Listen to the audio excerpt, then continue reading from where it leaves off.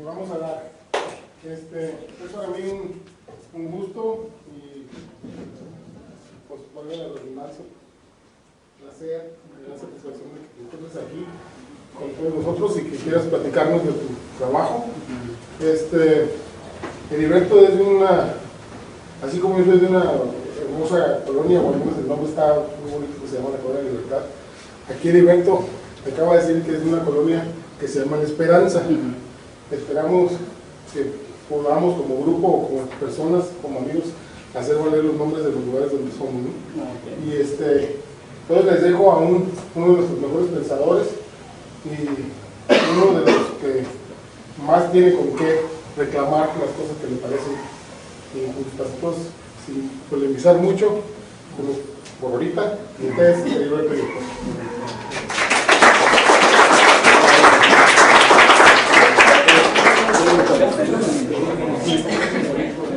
vamos a pasar esto para que no pluma, para ver si nos anotan su correo electrónico para poderles pasar las invitaciones, ¿no? Sí.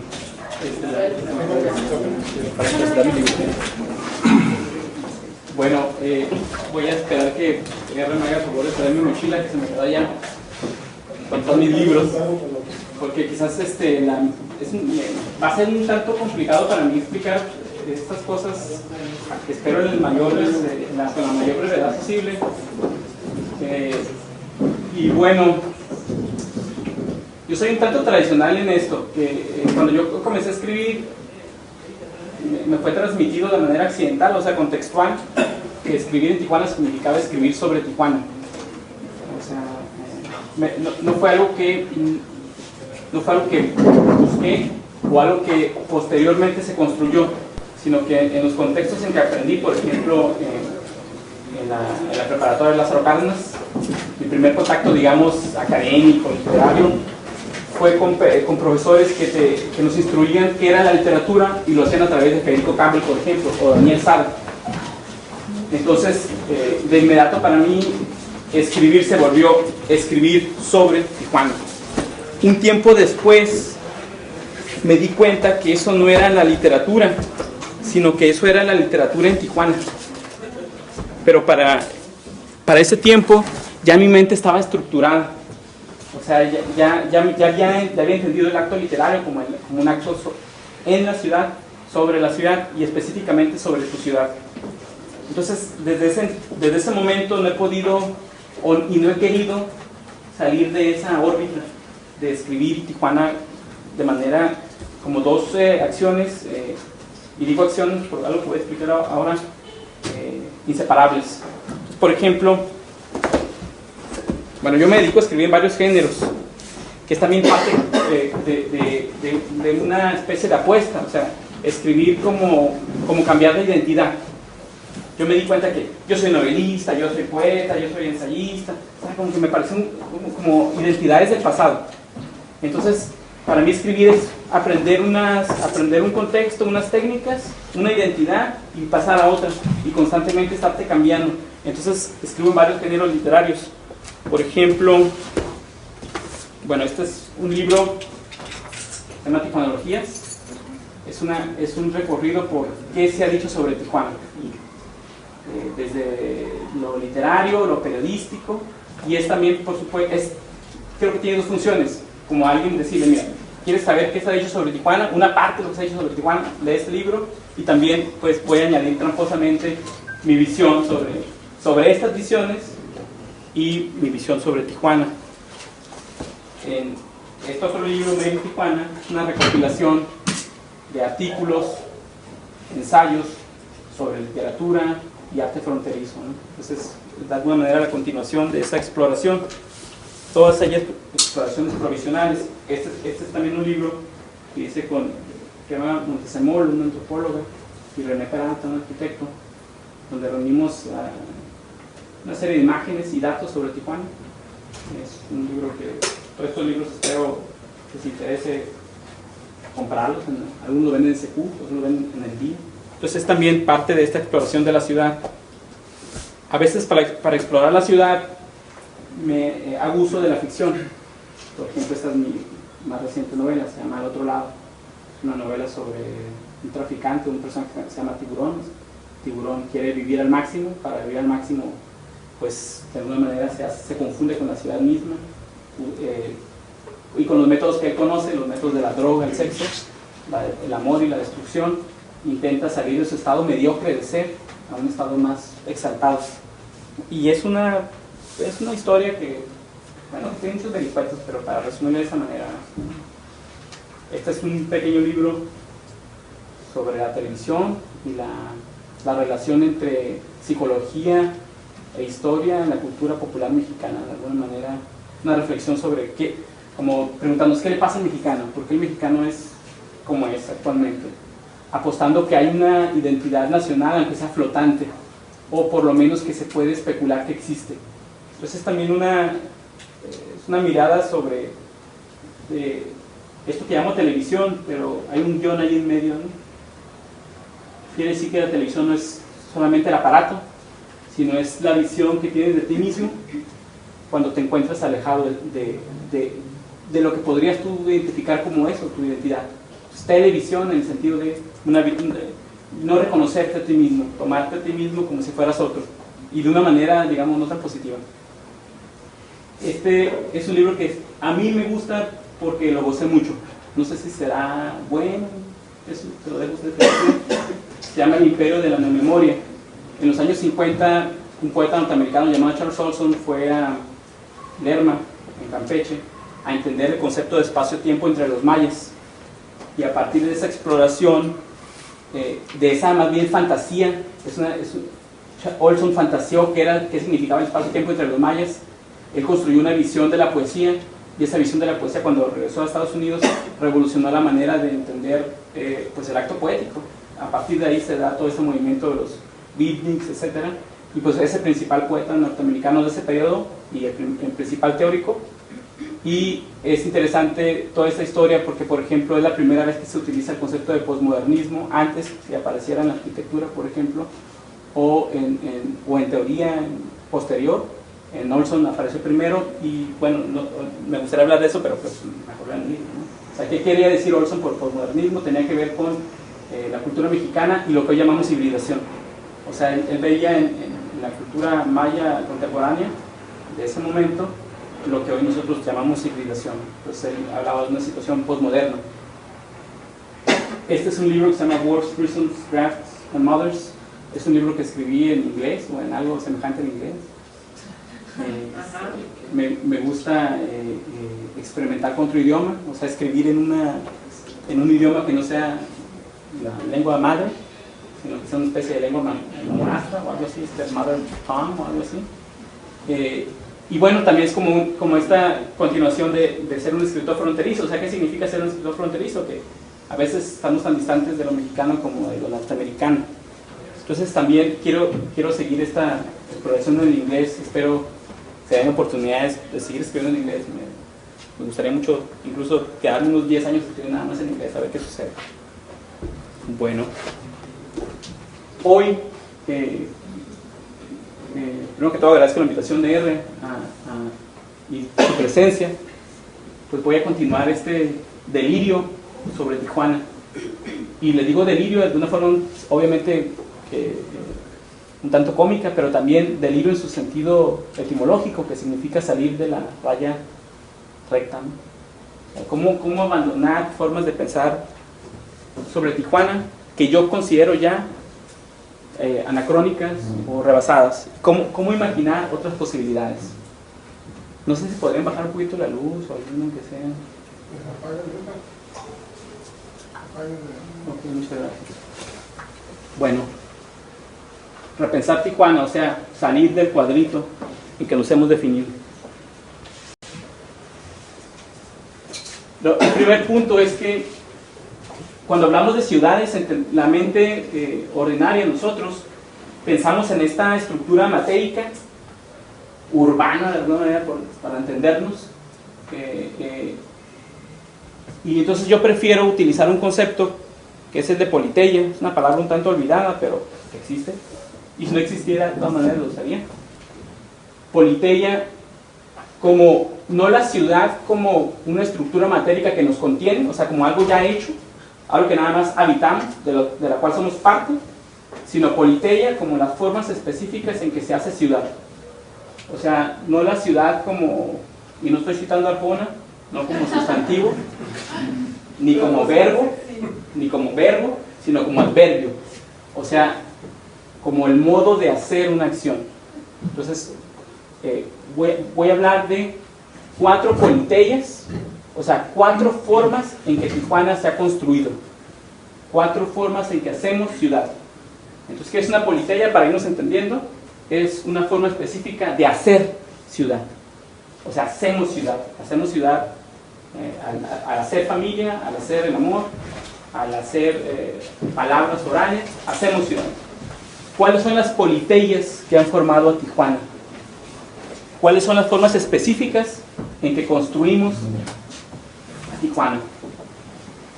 También algo que me gustaría añadir aquí a esta discusión es el derecho. Dice Lefebvre, el derecho a la ciudad. Yo prefiero el derecho a hacer ciudad. O sea, como una especie de derecho humano, ¿no? O sea, todos tenemos el derecho a hacer ciudad. No nada más el derecho a que estemos en una ciudad y alguien más la haga, sino el derecho a hacer ciudad.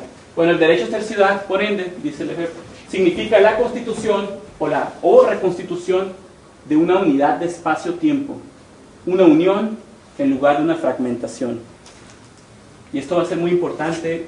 Ciudad, el derecho a ser ciudad, o sea, el derecho, la ciudad como una acción, como algo que se hace de cierta forma y que es una unidad de espacio-tiempo, según este autor. Una unión, dice él, en lugar de una fragmentación. Y esta cita la introduzco de una manera un tanto polémica porque Tijuana se caracteriza por su fragmentación.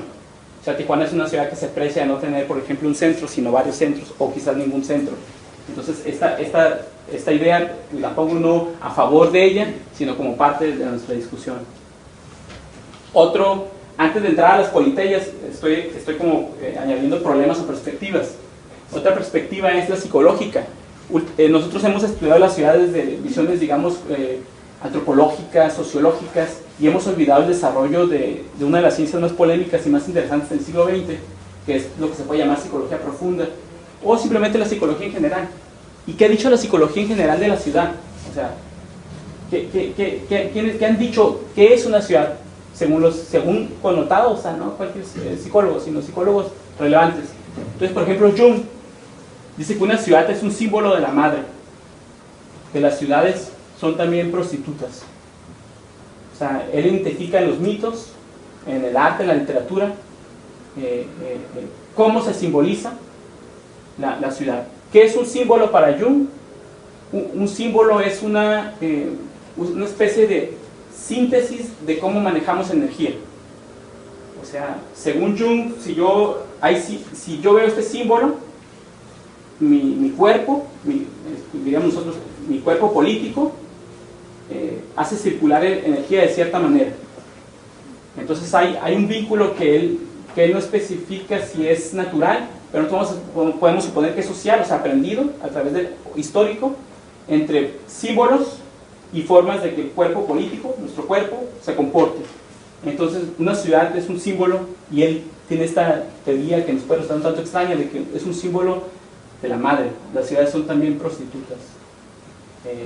Entonces, para Jung, por ejemplo, nosotros que hablamos de Tijuana, cuando hablamos de Tijuana, hablamos de una parte de nuestra psique.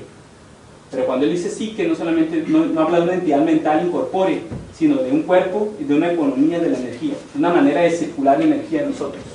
Entonces, eso también es parte de esta discusión, que ya dejemos nada más de entender la ciudad de manera sociológica, sino también involucremos nuestro cuerpo.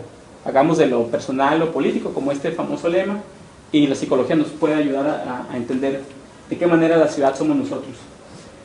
Esta idea de Hillman, que a mí me gusta mucho, la psique no está en mí, o sea, como dentro de mi cerebro, ¿no? Sino que yo estoy en la psique. En el mundo de las calles se hace mi alma. Entonces, la ciudad Tijuana como una psique. Y ¿cómo esa psique me constituye? También vamos a arrojar a este caldo estas ideas, estos debates. Las tijuanologías, o sea, lo que se dice sobre Tijuana. Las tijuanologías estudian los mitos, representaciones que han sido psicohistóricamente construidos alrededor de Tijuana. O sea, Tijuana nos ha servido como pretexto de ¿qué? Para decir qué. Para decir qué cosa de nosotros mismos o del otro. Porque vamos a ver, Tijuana ¿qué es? Es un pretexto para hablar de mí, sin que yo mismo me dé cuenta, o dándome cuenta de ello, o hablar del otro.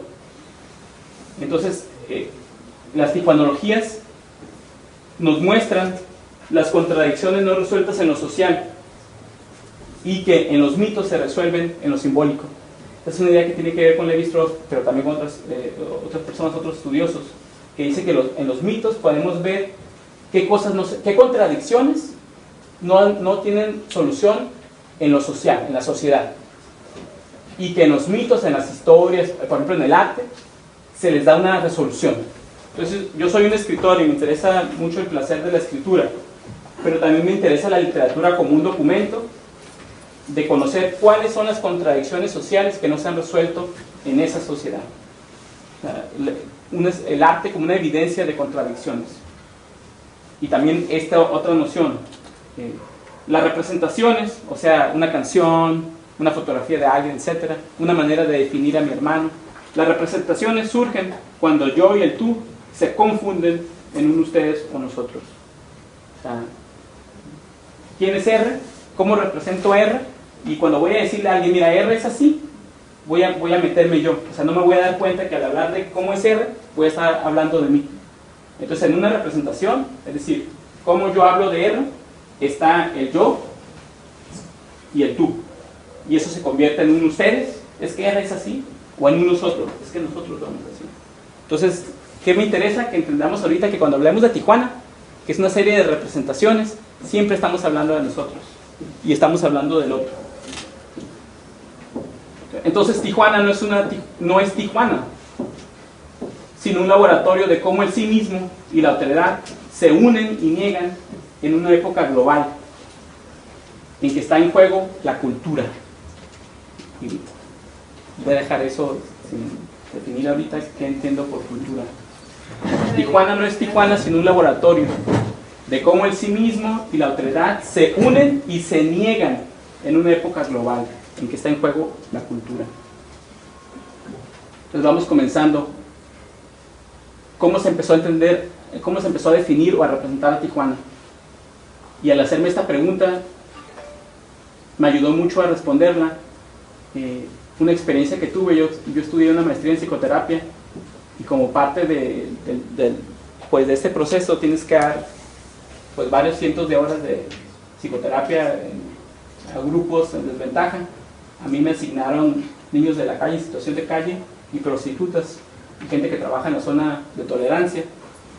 Y para mí es la experiencia que más entendí que es Tijuana. O sea, porque para estas personas, por ejemplo, yo no me compartieron cómo para ellos la zona, yo no sabía que así se le llamaba a ese lugar, para Coahuila, ¿no? La zona. Entonces, después de decenas de horas de estar escuchando seres humanos, para quienes hablar de la zona es, o sea, muy, muy importante. No es como hablar de algo donde pasé, sino algo importante en su vida.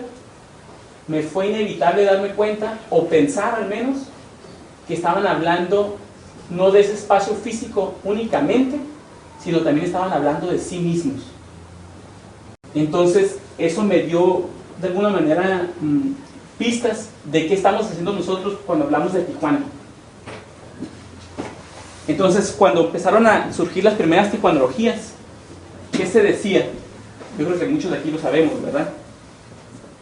On my way to a good time. Las primeras tijuanologías tuvieron que ver con Tijuana como paraíso o como infierno. La ciudad de pura otredad. O sea, los mexicanos, por ejemplo, Vasconcelos dice, en el 17 por ahí, yo pasé por un lugar de casuchas que no voy a dignar, no debo hacer el favor de llamarle de ciudad, que no es una ciudad, pero definitivamente no es mexicano, decía Vasconcelos. Entonces, vamos, Tijuana como una oportunidad para los mexicanos, este artificio llamado ser mexicano, de decir, no, eso no es mexicano, esto no es nosotros. Y para un norteamericano, Tijuana como la oportunidad de decir, por fin, México. México at last. Y, por ejemplo, también, y disculpen que meta mi experiencia laboral, pero a veces creo que es lo que me ha enseñado más. Yo trabajé un tiempo como enganchador en la Avenida Revolución, específicamente en Torito Pup. Entonces, para subir norteamericanos, lo que hace es hacer un show que consiste en esto, en, mira norteamericano, tú lo que quieres no es una experiencia que yo llamaría real, sino tú lo que quieres es que te diga lo que tú ya sabes de México, o sea, clichés de México. Por ejemplo, que México tiene mujeres para ti, que México es barato, que México es cerveza y es ciertas palabras como señoritas. Entonces no te voy a dar español, no te voy a dar nada que yo defina como real, sino te voy a dar clichés, porque tú lo que vienes a consumir es tú mismo, tus ideas sobre Tijuana. Y te voy a dar eso porque así nos ahorramos el contacto. Es como entre tú y yo pongo esto que yo digo que es el falso México y lo que tú dices que es el verdadero México. Entonces a través de esto nos vamos a relacionar.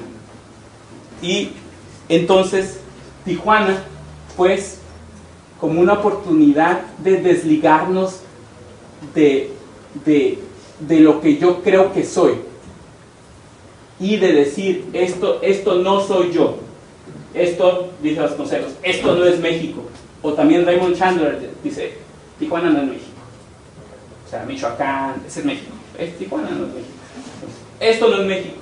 O un norteamericano, esto no es Estados Unidos, esto es donde yo sí puedo ver. Y para el tijuanense, igual, no somos como México, no somos Estados Unidos, es más, no somos Tijuana, no somos lo que tú crees que es Tijuana.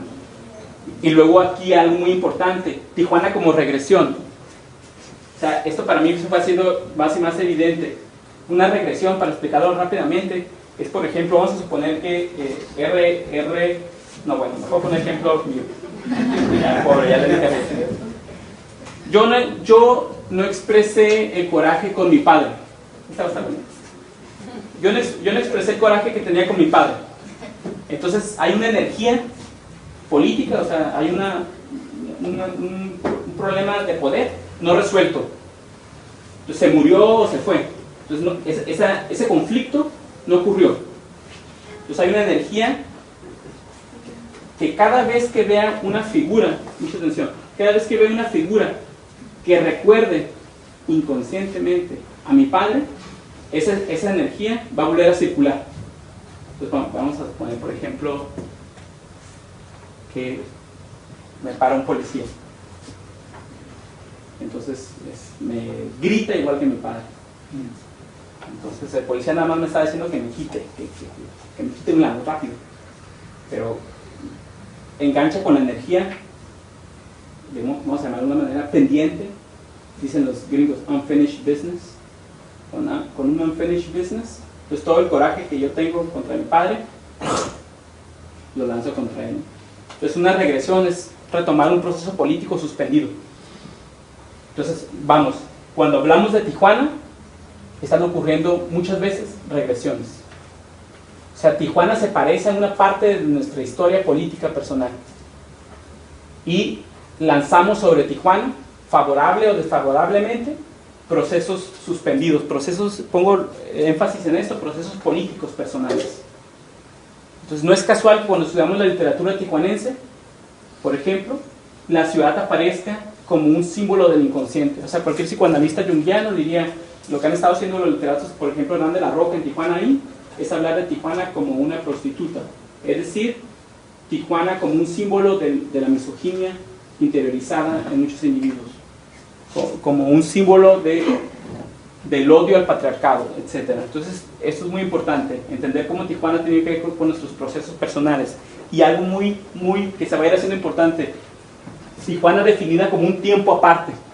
Vamos, no es México, no es Estados Unidos, sino es esta cápsula de tiempo individual y aislada, diferente al resto de lo que está alrededor. Tijuana como un buen tiempo, o como un tiempo de pesadilla, como los medios últimamente, o sea, como un lugar que aguas. ¿Por qué tiempo y no espacio? Bueno, una porque los vemos en las representaciones, así mencionado. O sea, va a ser una clave, el tiempo. O sea, tiempo. Constantemente aparece, es tiempo, es un tiempo. Y ahorita voy a ahondar un poco cuáles son posibles, algunas hipótesis de por qué definimos a Tijuana como un tiempo o como un tiempo-espacio. Como un tiempo en donde el espacio-tiempo es inseparable. Entonces voy adelantando un poco para tratar de responder. Tijuana es una heterocronía, es decir, un tiempo diferente a los demás, un tiempo propio, como esta idea de Virginia Woolf de un cuarto propio. Tijuana como un tiempo propio, Tijuana como una heterocronía. O sea, como decir, pero es diferente la interpretación que la representación, ¿no? Sí, no quisiera entrar en, digamos, diferencias tan especializadas, pero puedo irlo retomando. Qué bueno que me haces la... Hago una pequeñita constatación, sería, digo, un poquito reforzándolo, esta idea, por ejemplo, del eslogan aquel de que Tijuana es o era la ciudad más visitada del mundo, que de alguna manera define esta cuestión, porque era solo una visita de una noche, no era nadie que viniera a vacacionar, y aquí venías una noche y lo más venías a tener un buen tiempo, y te devolvías. Como acción. O sea, era el lugar donde el tiempo ese que te refieres ocurre, pues. Sí, y es como un tiempo más intenso, pues. Es como, por ejemplo, cuando mis amigos escritores vienen a Tijuana, es como, a veces vienen nada más un fin de semana, ¿no? De su trabajo. Entonces van a vivir, es como Tiburón, ¿no? Va a vivir, o sea, en 24 horas todo. O como dice este cuate de Parmenides Saldaña, el escritor, en el libro Pasto Verde. O sea, Tijuana está abierta las 24 horas del día. O sea, Tijuana es 24 horas de vida total. Entonces, vamos a ver, no digo que es la única definición, digo que es una definición constante. Tijuana definido como un tiempo concentrado. Y voy a dar quizás un salto. Y ahorita retomo esto. Es bien interesante porque esta concepción de un tiempo propio es la concepción que podríamos identificar como parte de la idea del tiempo en el antiguo México. Por ejemplo, definiciones de tiempo entre los grupos nómadas. Dice Geist, los huicholes, por favor pongan mucha atención. Si yo soy aburrido, esto no es aburrido. Los huicholes no delimitan un territorio más o menos alrededor de un centro estable, sino que el tiempo propio se mueve, es dinámico a través de las peregrinaciones. El movimiento no se da en el espacio y tiempo, sino que el movimiento genera espacio y tiempo. El espacio crece y decrece conforme a la acción de los peregrinos. Los huicholes tienen un concepto de tiempo similar al de los rarámuris, por ejemplo. Los rarámuris creen que cada individuo es un tiempo. Dentro de cada individuo no hay un yo, sino son varios. Ellos llaman Ariwari. O sea, yo soy, digamos, Marcela, Aarón, Mayra y Heriberto. O sea, no soy uno, sino soy varios. Soy Ariwari. Entonces, yo soy una tribu. Yo ando y soy un tiempo aparte. Él es otro tiempo. Entonces, yo y él nos encontramos, no nos encontramos en un mismo espacio-tiempo, en un espacio-tiempo común, como el de Kant, como la filosofía ordinaria, sino que es un encuentro de tiempos. Entonces, un encuentro de tribus es un encuentro de grupos de tiempos diferentes. Entonces, ¿qué vemos aquí? Una noción del tiempo como un tiempo que se genera de manera particular y puede, por ejemplo, nosotros somos un espacio-tiempo. Aquí hay unas leyes diferentes a las leyes que están sucediendo abajo en el estacionamiento. O sea, no hay una misma ley, no hay unas leyes universales, sino hay diferentes leyes. Este es un espacio-tiempo con unas leyes determinadas. Allá abajo hay otras leyes. Este es el mismo concepto que los mismos mexicas tenían, dice Sustel, en un libro que se llama La vida cotidiana de los aztecas. El pensamiento cosmológico mexicano no distingue radicalmente el espacio del tiempo. O sea, espacio y tiempo, no es como nosotros, como si fueran dos, ¿no? Es como, un poco como Einstein, ¿no? El continuum espacio-tiempo. El pensamiento cosmológico mexicano, antiguo, no distingue radicalmente el espacio del tiempo. Sobre todo, se niega a concebir el espacio como un medio neutro. O sea, como aquí, ¿no? Yo llego y el espacio me contiene. Como un espacio neutro y homogéneo, independiente del desarrollo de la duración, o sea, del desenvolvimiento. Según dicho pensamiento, no hay un espacio y tiempo, sino espacio-tiempos en que se unen los fenómenos naturales y los hechos humanos, impregnándose de las cualidades propias de cada lugar y de cada instante. Por ejemplo, aquí sudamos, ¿no? Allá abajo sucede otra cosa. Cada lugar instante, complejo de sitio y de acontecimiento, determina de manera irresistible y previsible todo lo que en él se encuentra. Entonces Tijuana, voy a regresar, solamente quería dejar esto claro, que estas nociones, incluso, no digo que estén en Tijuana por la influencia indígena, sino que digo que en estos territorios, este es el pensamiento del espacio-tiempo que ha ocurrido, más allá de los conceptos de tiempo europeos. ¿Qué es lo que lo condiciona a eso? ¿Qué es lo que lo condiciona? A ver, no entiendo la pregunta. ¿Qué es lo que condiciona a Tijuana a ese tiempo? Ok. Que accidentalmente, históricamente, se fue definiendo como diferente. Entonces, como diferente a Estados Unidos, como diferente a México, y un tanto por el rechazo, o sea, el rechazo de New Mexicans y el rechazo de México. Ustedes, pinches tijuanenses no mexicanos. Entonces fuimos conformando, fuimos consolidando esta ilusión o este proyecto de un tiempo aparte. Entonces, esto, ¿cómo se transmite esto? Para mí es un misterio. Cómo vamos desarrollando en la colectividad una noción mayormente inconsciente del espacio-tiempo, pero que es evidente que está ya presente, porque nos definimos ordinariamente los tijuanenses, muchas veces, nos definimos como distintos, como Tijuana es otra onda, Tijuana es su propio mundo. Entonces, tercera nación, etcétera, ¿verdad? O sea, como lo vemos aquí y allá, en muchas partes. Entonces, vamos, una primera politeia, o sea, una primera forma en que Tijuana se ha hecho, una forma específica en que Tijuana se construye, y van a ser 4. Esta no significa que 1, 2, 3, 4 ya han sido así sucesivas, sino que tiene cierta sucesión histórica, pero hoy, 2009, operan las 4 simultáneamente. Digamos, no son las únicas 4, sino son 4 que he identificado, 4 formas que hacemos Tijuana. Politeia número 1, leyenda negra. ¿Qué significa? Tijuana, la frontera de Borders, representada a modo de signos y símbolos psicohistóricos, es decir, que tienen que ver con la psique y también con lo social, de una otredad que debe ser mantenida a lo lejos. O sea, Tijuana como todo aquello que debe estar allá, que no somos. Una alteridad prohibida, un infierno paradójicamente paradisíaco. Only visited when nobody is watching. We are not Tijuana, y por lo tanto la deseamos. Pero no somos Tijuana, pero me interesa. Entonces, así vamos construyendo Tijuana, como un rechazo de algo. Todo lo que rechazamos se vuelve Tijuana. Esto tiene que ver, obviamente, con procesos históricos, como lo que llamamos la prohibición, la ley seca. La ley seca y cómo eso construyó Tijuana, Sin City. Y cómo nosotros asumimos que éramos eso. Tijuana como ciudad sombra.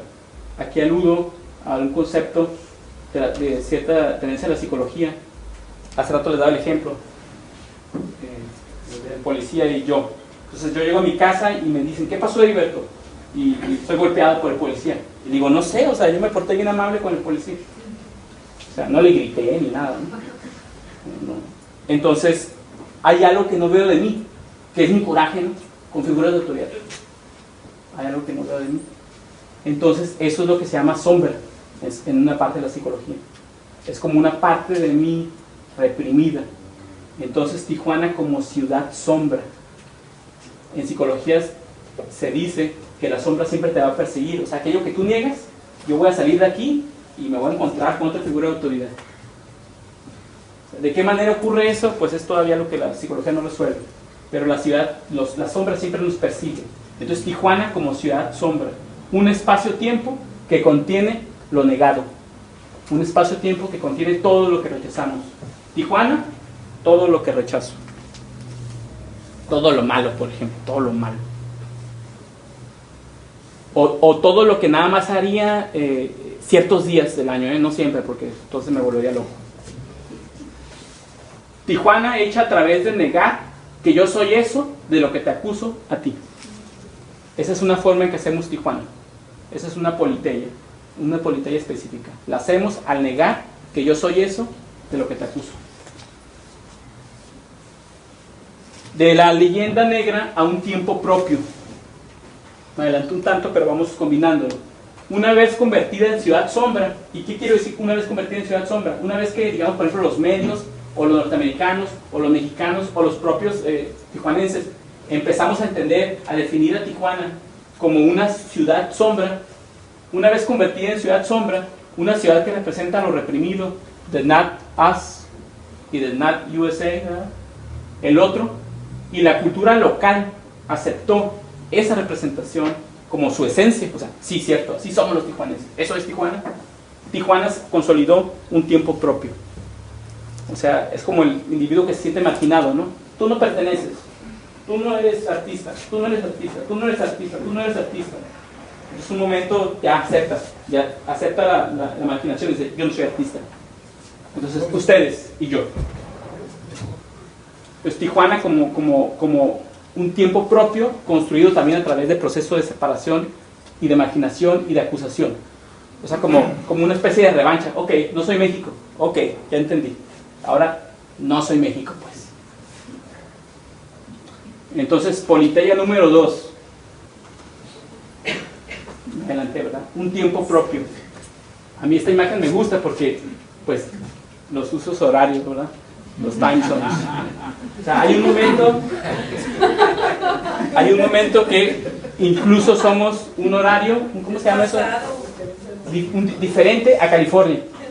O sea, que puedes ver todo el planeta y hay esta zona así que tiene su propio tiempo.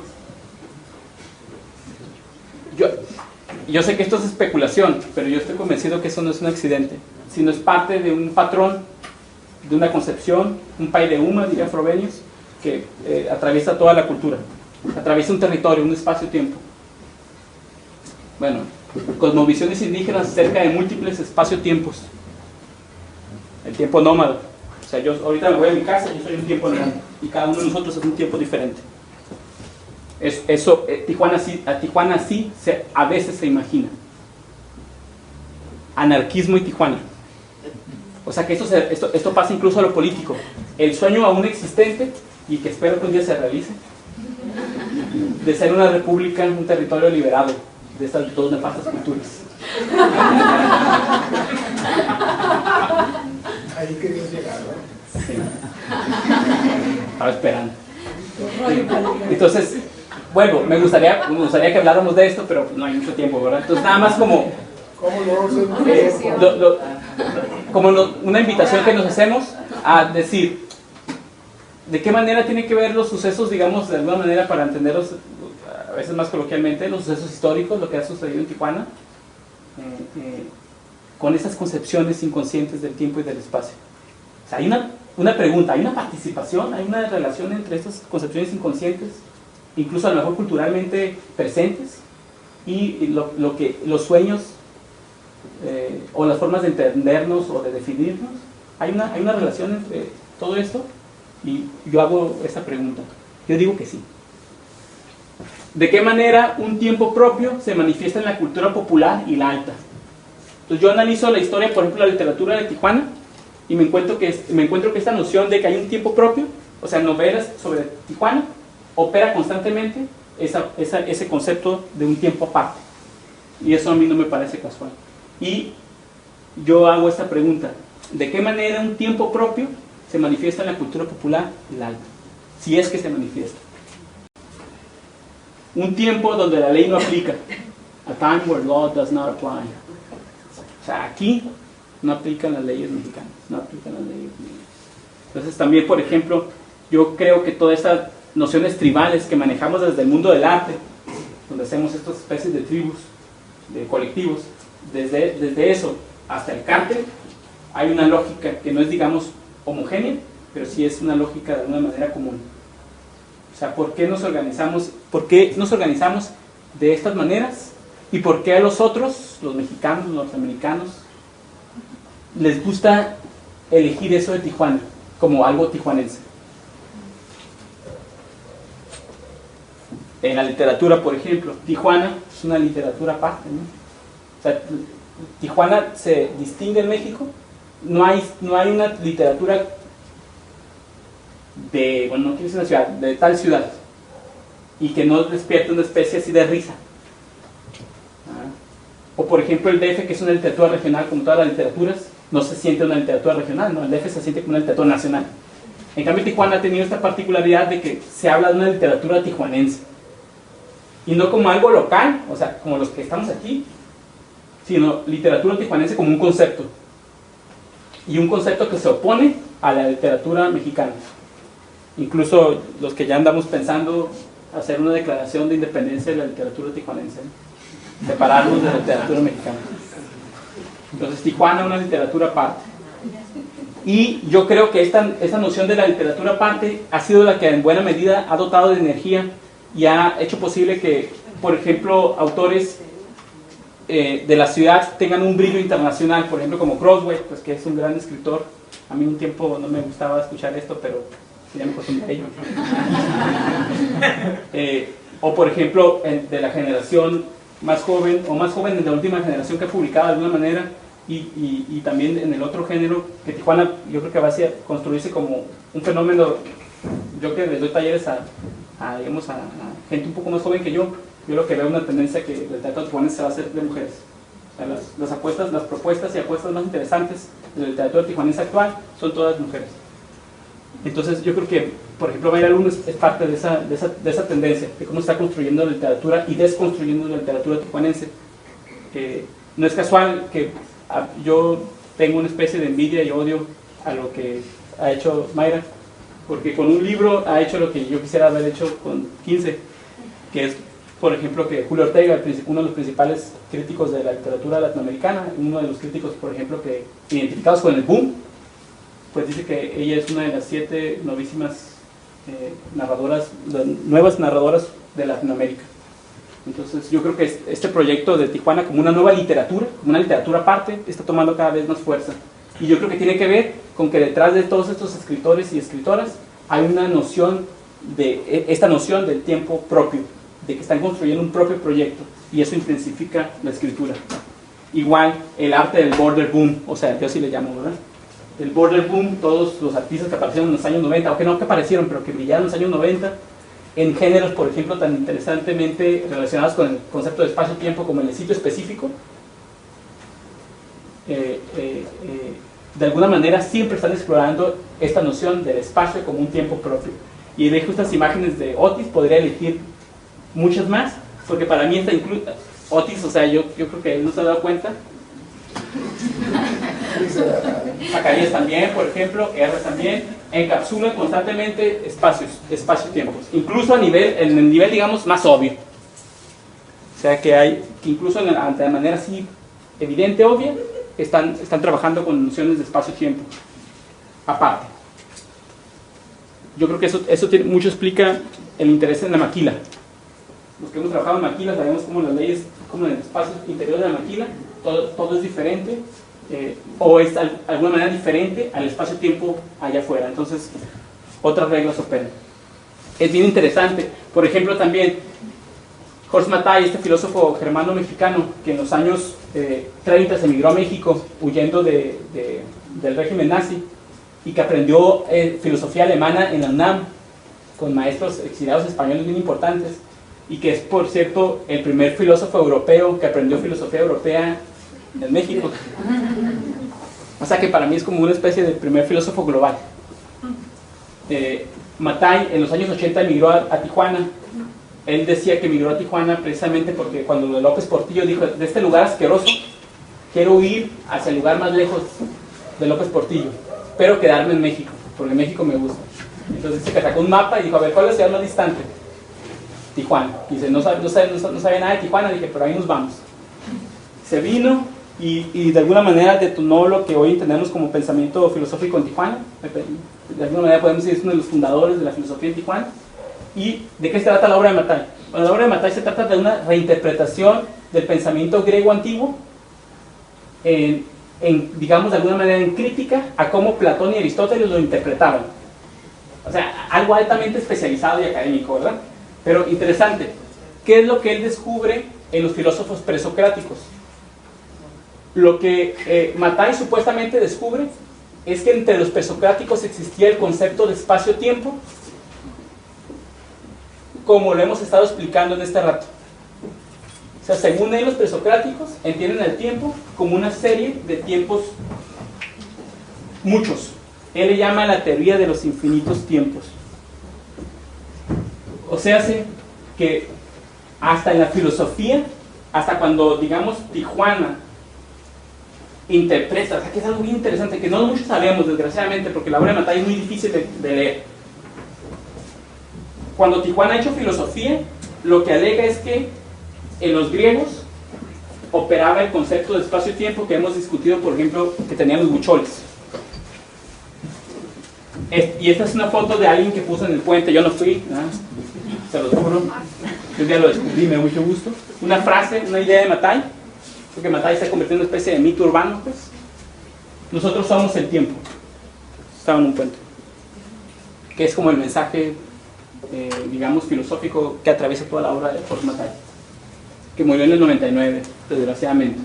Pero publicó 4 libros intrépidos, muy interesantes, y es, según algunos críticos de la filosofía en México, pues una de las verdaderas sorpresas y apuestas de lo que ha pasado en el presente filosófico mexicano, y una obra que seguramente en las siguientes décadas vamos a comenzar a explorar por su rareza y por el fuerte aparato crítico con que interpreta la filosofía griega. Entonces, en el imaginario, Tijuana consiste, bueno, en una parte del imaginario, Tijuana consiste en la creación de un espacio-tiempo autónomo. Cosa que... Bueno, Porque está mirando para abajo. de hecho, yo no veo que sea tan pequeño, por cierto, ¿verdad? Pero bueno, pero que va y vota, a veces cuando decimos, yo creo que algo, a veces barbaridades que todos decimos, no nada más él o yo, sino creo que muchos lo decimos. A veces cuando decimos cosas así, un tanto sin pensarlas, decimos tantas verdades. Entonces yo creo que esto del mundito pequeño o de los mundos pequeños como una caracterización peyorativa de Tijuana, sin embargo va y da en el blanco. O sea que Tijuana sí se concibe como una serie de mundos pequeños. Y yo ya no necesito decirles, ¿verdad? Y cómo esto de alguna manera podría tener que ver con nuestra concepción del espacio y del tiempo. Y cómo, por ejemplo, a muchos nos gustó. O sea, no nos ofendió, sino que 2 minutos después de la ofensa y del coraje, fue como, está bueno, ¿no?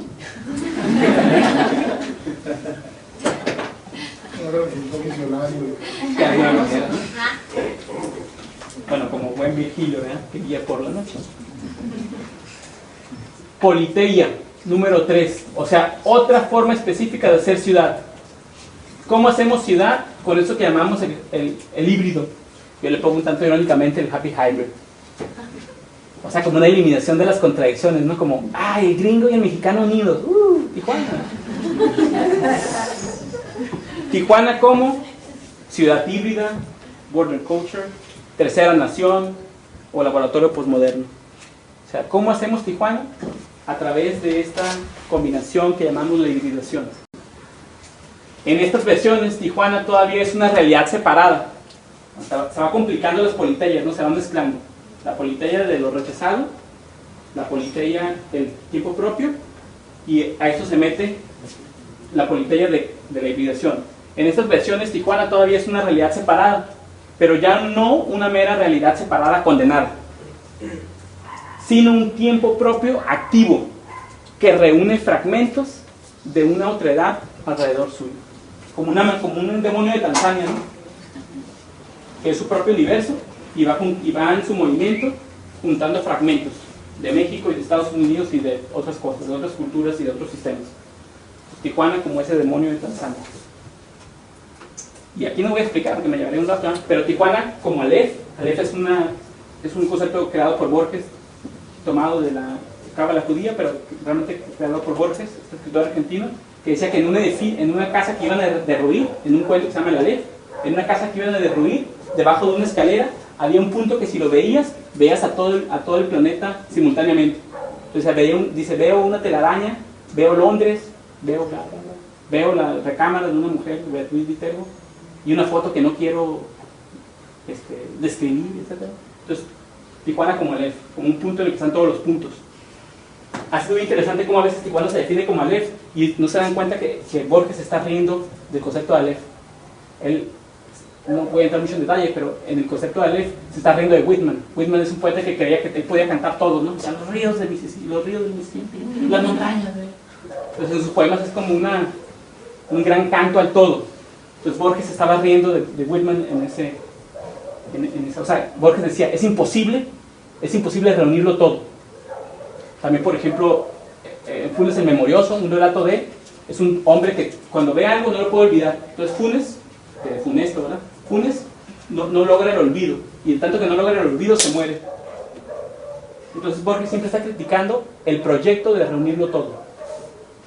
O vórtice, que también es un concepto de Pound, que tiene que ver con, él lo mencionaba en Londres, él decía que Londres era un vórtice, era un vortex. Es una fuerza de atracción de todo lo demás. Entonces, este concepto de Pound se creó alrededor de una ciudad de Londres. O Tijuana como apropiación, como en Kathy Acker, ¿no? Que Kathy Acker toma, digamos, una novela pornográfica, una novela rosa, la transcribe y interviene en ella. Se la apropia y le hace maldades. Entonces Tijuana como una apropiación al estilo Kathy Acker. Kathy Acker, por cierto, se murió en Tijuana. Kathy Acker no conocía mucho Tijuana, pero manejaba Tijuana como un símbolo de lo que ella hacía. O sea, Tijuana, tanto que decidió de alguna manera morir aquí. Y bueno, Kathy Acker es una, yo creo que la principal escritora posmoderna realmente, y etcétera. Tijuana como contraconquista, Tijuana como pantopía, no quiero ya ir demasiado. Ok, ahí viene de cómo la teoría híbrida los mintió. A mí siempre me ha llamado la atención cómo, por ejemplo, Canclini, que lo hace de una manera muy inteligente y muy complicada, pero luego como también Canclini ha sido simplificado. O sea, como decimos, Canclini se convirtió, y luego ya una explicación más, pero no tan profunda como la de Canclini, en la teoría de que Tijuana es la unión de lo contrario. Entonces, por ejemplo, a mí me llama la atención cómo se interpreta constantemente esta obra de guerra. Y a mí lo que me llama mucho la atención es que ellos más que juntos, cada quien por su lado. O sea, para mí esa obra, más que simbolizar o contener o servir como pretexto para interpretar la hibridación o los procesos binacionales o los procesos de fusión, para mí aquí está involucrado procesos de fisión, lo cual no significa que no haya un encontronazo o una relación poderosa, sino que esa relación poderosa está fundada en una resistencia, en un afán de no estar juntos, incluso de no verse. Por aquí traje unos imanes, voy a ver si los encuentro rápidamente.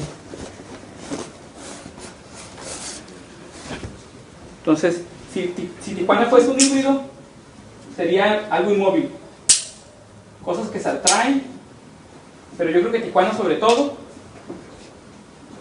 es la resistencia a unirse.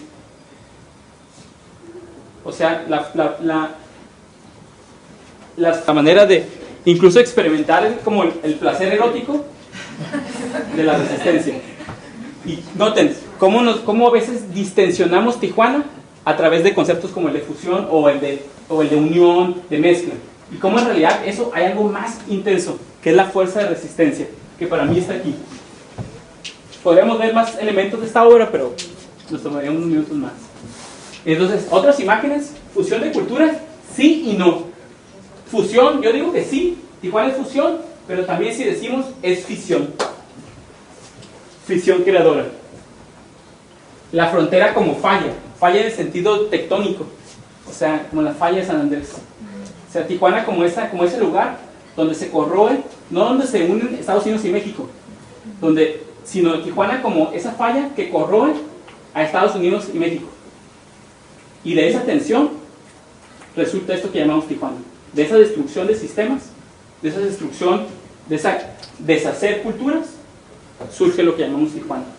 Entonces, por eso recalco esto, de que me parece que a veces definir a Tijuana con ciertos conceptos le estamos quitando intensidad.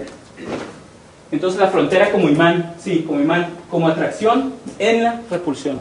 Porque ustedes ahorita que si se animan a los imanes, se van a ver cómo al estar con los imanes que no se quieren juntar, el imán busca la manera de unirse. O sea que la repulsión contiene a la atracción. Bueno, provenientes de una tradición anglo-pragmática y de relativismo cultural, muchas interpretaciones acerca de Tijuana carecen de una perspectiva etopoética. ¿Qué es eso de etopoética? Muchas interpretaciones acerca de Tijuana carecen de una perspectiva, ay, me equivoqué, etopoética. No entienden a la cultura como antropoiesis. Bueno, antropoiesis es un concepto que de alguna manera hierve, que significa crear hombres. Entonces, a veces discutimos la cultura como una serie de artefactos o metodologías. Pero si analizamos, o sea, ¿qué es una cultura? Una cultura son métodos para producir individuos. O sea, la cultura como producción de bienestar. La cultura como producción de bienestar. Bienestar, me parece importante eso. Por ende, la posibilidad de una condición o una ciudad postcultural. O sea, una ciudad en que ya perdimos de vista que lo que estamos haciendo podría producir bienestar. Entonces, para ser más estrictos, porque a veces manejamos cultura, lo cultural, hasta que se vuelve una palabra que no significa nada. Entonces, por ejemplo, como una propuesta, vámonos poniendo un cierto acuerdo de que entendamos por cultura la producción de bienestar, la producción de cierto tipo de hombres. Porque si el bebé lo dejamos así, se hace de cierta manera, o sea, naturalmente no se hace un tal o cual. Entonces, al bebé tenemos que artificialmente producirlo como un ente, una entidad, un sujeto de cierto tipo. Y se le puede producir y se puede autoproducir de muchas formas, de muchos tipos de hombre. Entonces, la cultura como una antropoiesis que va dirigida ¿a qué? A seres que producen bienestar social. Cuando un territorio, cuando una población ya no produce seres que producen bienestar, entonces podemos hablar de una situación o de una ciudad postcultural. Y yo creo que eso es el gran debate que tenemos ahora en Tijuana. Si nos interesa ser una cultura o una postcultura. Y aquí necesitamos abandonar nociones a veces que nos legaron las teorías que todos nosotros nos formaron en las universidades, de entender cultura de una manera floja. O sea, como que todo puede ser cultura. Cultura son una serie de métodos interrelacionados para producir bienestar. La cultura, hasta históricamente, podemos hacer ese legato de cómo apareció para evitar, de alguna manera, estados de peligro. Entonces, la cultura como medidas, como procesos, como metodologías para salvarnos del peligro. Cuando ya en una ciudad, por ejemplo, hemos perdido eso de vista, tenemos que hablar de una situación postcultural. Y quizás a algunos de nosotros nos parezca un tanto teórico, pero si lo sabemos traducir, entendemos que esto es el asunto que vivimos hoy. Ahora, retomando lo del híbrido, lo que a veces mezclamos en los híbridos, lo que está siendo mezclado no es inocente de valores. Mi pregunta es, y ahorita vamos a dar unas 2 respuestas visuales, unas tentativas de respuesta. ¿Por qué el híbrido nos gusta? O sea, ¿por qué yo elijo esto del híbrido y nos encanta hablar del híbrido? ¿No será porque en los híbridos mezclamos elementos que reiteran nuestras ideologías reaccionarias? ¿No será que en el híbrido nos da la oportunidad de hacer pasar como algo posmoderno, cool, etcétera, algo que en realidad es la consolidación de clichés? Todos estos clichés.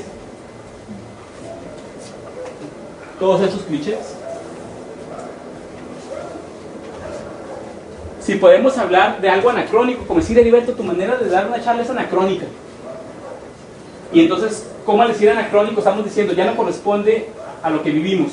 También podemos hablar de algo anatópico. O sea, en una situación en la que estamos tomando elementos de otro topos, de otro espacio, e insertándolos aquí. Y al insertar eso aquí, y este es un debate muy, muy peligroso, ¿qué provoca? ¿Qué valores traemos? Como decía Monsiváis, ¿qué es el narco? El narco, decía, es un regreso a lo medieval.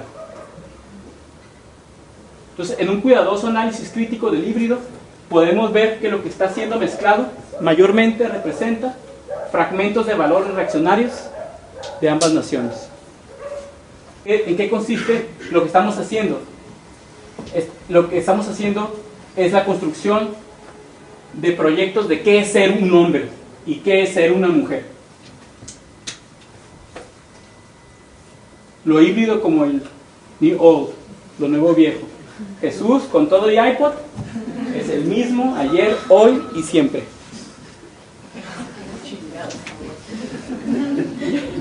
Y siempre está en lo correcto, ¿eh?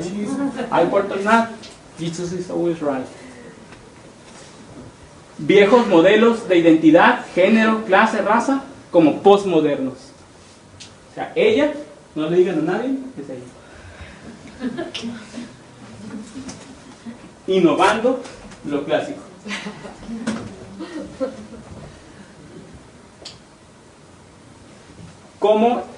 Esta es otra de las preguntas, ¿cómo un tiempo propio se volvió loco? Esta es una foto de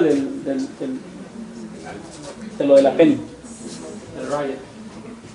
Tijuana como su propia anticiudad. O sea, ¿qué estoy diciendo? Entre otras cosas, que estas nociones del espacio-tiempo, del híbrido, no es que sean buenas o malas, sino que son lógicas que operan en la ciudad. Estas lógicas pueden ser utilizadas de una manera que yo o tú consideres destructiva o constructiva. Pero es como decir, si alguien trabaja en Tijuana, alguien viene de fuera, yo le voy a decir, mira, Tijuana opera con esta noción del espacio-tiempo, con estas lógicas, con estas politeías. Entonces, si tú quieres operar con otras lógicas, con otras nociones, te va a ser difícil lograr que comunidades o grupos o individuos trabajen contigo. Pero advierte, date cuenta, que a veces esas lógicas pueden destruir lo que tú quieres hacer.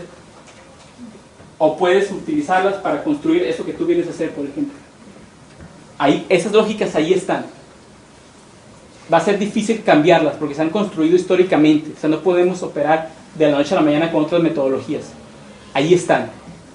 Entonces, claro, la ciudad va a crear espacio-tiempos donde cada quien cree que, por ejemplo, en las colonias, yo vengo de La Esperanza, yo también, una parte de mí me gusta romantizar la esperanza, tapar la esperanza. Pero cuando llegamos a La Esperanza no había luz, agua, teléfono, drenaje, pavimento. Entonces, así? pues sí, pero no fue tan gozoso. Y por ejemplo, esa experiencia a mí me construyó, me estructuró de alguna manera, de muchas maneras. Tomar un espacio, tiene esta parte muy cool, muy emocionante de unos cerros, empezar a repartirlos, así como, ¿por qué? Pues porque decidimos, pues quiero más, más. Entonces como, voy a hacer mi casa, la voy a hacer nosotros, no hay carpintero, nos damos dinero, vamos a hacerle pedazos, todo esto. Pero luego también yo me di cuenta cómo en este supuesto acto de como liberación y de apropiarte del espacio, se van y se reproducen todos lo que yo considero los vicios de la lógica autoritaria, patriarcal, matriarcal, del control mexicano y norteamericano. Entonces ya es como La Esperanza, sí, como este aspecto, digamos, de apropiación del espacio y de construcción de un espacio-tiempo propio, pero luego también como en La Esperanza lo que hicimos no encajaba con lo de la Reforma, lo de la Sánchez, entonces un desastre urbano. Porque cada quien, en cada colonia, cada barrio, se concebía como un espacio aparte. Entonces como incluso para a veces andar de un espacio-tiempo a otro, eres el enemigo. O como las rutas de los calafias no pueden cubrir este desastre en que cada quien decidió y hizo lo que se le pegó la gana. Entonces no digo que sea positivo, no digo que es negativo, sino digo que son lógicas que operan en la ciudad, politeías, y que pues podemos trabajar con ellas de una manera u otra. Pero por ejemplo, ahí están. La Esperanza como limpiar las cacas del perro. Puede ser, o simplemente como por ejemplo también deshacerte de lideresas opresoras. El agrotropismo es algo que me ha interesado, que ahí meto como un complemento. Algo que yo llamo el agrotropismo, como ustedes se han dado cuenta, me gusta inventar palabras. El agrotropismo como la nueva lógica cultural en la frontera. Pongo estos ejemplos un tanto chuscos de lugares que les encanta llamarse Rancho Alegre. o de cómo concebir Tijuana como un rancho. Y la palabra o el concepto de rancho no tiene nada de negativo, pero en la imaginación a veces esto de Tijuana como un rancho nos sirve para destruir la ciudad. No digo que ciudad buena, rancho malo. Lo que digo es que hay un uso de elementos imaginariamente, fantasiosamente rurales para derruir la ciudad. Por ejemplo, a través de cómo se concibe el varón tijuanense muchas veces, a través de los norteños. O sea, que imaginarme que no estoy en el 2009, sino imaginarme que soy un macho mexicano, y cómo eso impide lo que yo llamo avance. Entonces, lo rural como estrategia contra la ciudad, que es un proceso nacional, ¿no? México, hay una teoría de Horkheimer, un teórico alemán, que dice que cada vez que una cultura va a dar un salto cualitativo, o sea, va a tener algo que llama un avance. ¿Qué? Agarra viada. Le entra el temor, ¿no? Le entra el temor. O sea, por ejemplo, Tijuana en un momento, hace no tanto, es como va a dar un salto. Entonces, dice Horkheimer, y yo creo que tiene razón, porque eso también eso aparece en las personas psicológicamente, nosotros. Cuando va a haber un salto, hay un temor. Y no nada más es lo interesante, no nada más no damos el salto, sino que muchísimas veces te regresas. Porque si damos el salto, morimos. O sea, por ejemplo, si doy el salto, dejo de ser un niño, me convierto en un hombre o en un joven. Entonces, ser un hombre es amenazante. Entonces regresas. Entonces, por ejemplo, en México eso sucedió en el 68, ¿no? La sociedad mexicana había avanzado, ya estaba a punto de convertirse de alguna manera en lo que hoy llamamos, o podríamos llamar, una sociedad moderna. Y los estudiantes de alguna manera entendían que la cultura y los valores, y las representaciones, etcétera, eran ya anacrónicas y anatópicas. O sea, no correspondían a lo que ellos definían como lo que estaba sucediendo en México. O como el mismo Octavio Paz decía, ya somos contemporáneos de todos los hombres. Un poco en fantasía. Entonces en el 68 como que llegó ese momento en que México tenía la oportunidad de dar un salto. Y los estudiantes de alguna manera dijeron, ya, es momento de dar el salto, por favor, ya avancemos.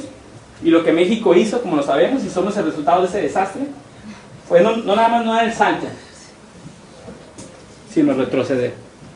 Entonces, creo que seguimos en ese retroceso, en esa cuenta regresiva. Y pongo esta telenovela mexicana, que es bien interesante, que es como los mexicanos, pero esta telenovela está inspirada en una telenovela colombiana. O sea, es un remake. Entonces, lo que nos vende como lo más mexicano es un remake de una telenovela colombiana. Politeia número 4. Otra forma en que hacemos la ciudad. ¿Cómo hacemos ciudad? Y esta yo diría que es un tanto históricamente reciente, relativamente reciente. La frontera como utopía creativa. Un espacio-tiempo de ruptura de límites hacia nuevos valores. Y voy a meter esto. Dice una parte de la psicología. Yo doy clases a estudiantes de arte, entonces un tiempo me puse a investigar qué se ha dicho sobre cómo se produce un individuo creativo. O sea, qué sucede accidentalmente o deliberadamente para que se produzca un individuo creativo. Entonces, por ejemplo, hay un concepto que se llama enantiodromia, que significa unión de contrarios. Se lo voy a traducir así bien, de una manera un tanto práctica. Se dice que cuando un individuo, una mujer, un hombre, ha tenido un balance de poder político en la familia, o sea que mi madre no se achicó, ni mi padre se achicó, sino que cada uno no eran seres codependientes, sino cada uno era autónomo. Entonces, el ser que resulta de una situación política familiar, donde hay balance de poder entre la figura materna y la figura paterna, entre lo masculino y lo femenino, se vuelve un ser creativo. Es como tiene un potencial muy alto. Si mi madre se achicó, o mi padre se achicó, entonces mi creatividad, que fue histórica, se fue formando en el proceso de la familia, está mermada.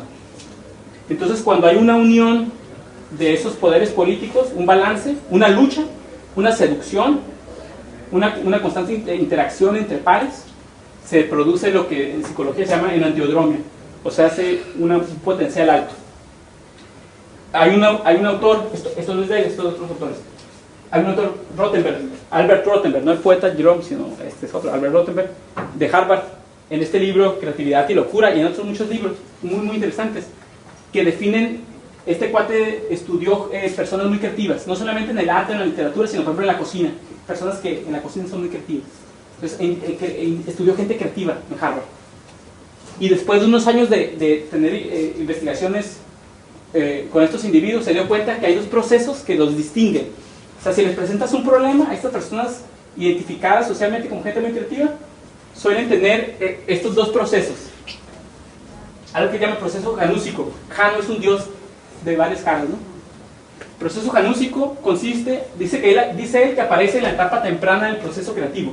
O sea, cuando estás pensando los primeros días o horas, ¿cómo resolver eso? Este proceso aparece en la etapa temprana del proceso creativo. ¿En qué consiste? En que opuestos o antítesis múltiples son concebidas simultáneamente, ya sea como existentes una junto a la otra, o como igualmente operativas, válidas o verdaderas. O sea, hace que, por ejemplo, tienes dos soluciones al mismo problema, y que estas dos soluciones dices, no sé cómo van a ir juntos, o sea, no sé cómo voy a resolver este edificio, porque estas dos ideas se oponen, pero algo va a salir de ahí. Entonces el proceso janúsico, por ejemplo, un tanto como, bueno, para no irme hacia atrás, ustedes lo van a recordar en su imaginación visual, como lo de el caballo de Troya, ¿sí? O sea, hay un proceso janúsico, dos seres contrarios, concebidos antítesis, uno junto al otro, como igualmente operativos, válidos o verdaderos. O sea, hace Tijuana como un proceso janúsico. ¿Ya le agarraron la onda? Y el proceso homoespacial, que también aparece en la gente creativa, según Rothenberg, que consiste en la concepción de dos o más entidades distintas, que sin embargo ocupan el mismo espacio, una concepción que conduce a la articulación de nuevas entidades. Y él en su libro pone una imagen un tanto torpe, pero bueno, es un psicólogo. Él explica visualmente los procesos creativos así, ¿no? Dos imágenes contrarias, antitéticas, opuestas, unidas.